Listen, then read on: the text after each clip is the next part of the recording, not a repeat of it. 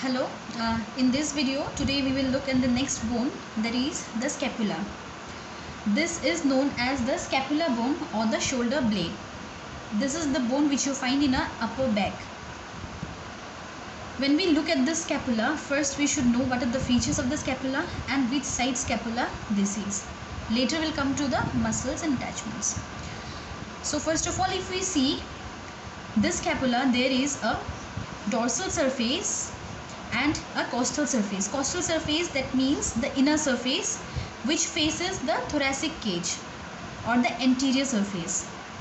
This is the dorsal surface or the posterior surface which faces backwards, or the posterior surface which we call. Okay, now these are the two surfaces. Coming to the borders, if we see, this is the superior border, this is the medial border, and this is the lateral border of the scapula. If we touch and see, we will find the lateral border is rod-like. Okay, that means it is thick, and the medial border, this is thin.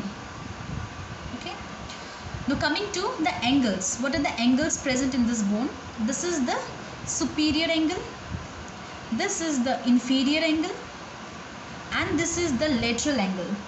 This is also known as the lateral angle or the glenoid angle, because the glenoid fossa is there. Now coming to what are the processes. Okay, in the dorsal surface or the posterior surface, we find a very large process. This is called the spinous process or the spine of the scapula.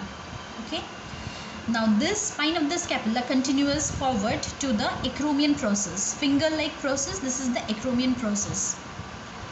Another, in the superior border, there is a continuation, that is the coracoid process.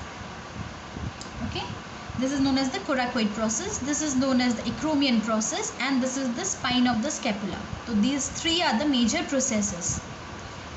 Now how can we say which side scapula this is? Okay, now if we see, this is the glenoid fossa which always faces laterally. This is the spine of the scapula which should be always backwards or in the posterior surface. And this is the concave part. This is the concave anterior part of the scapula which should be forward and facing the thoracic cage.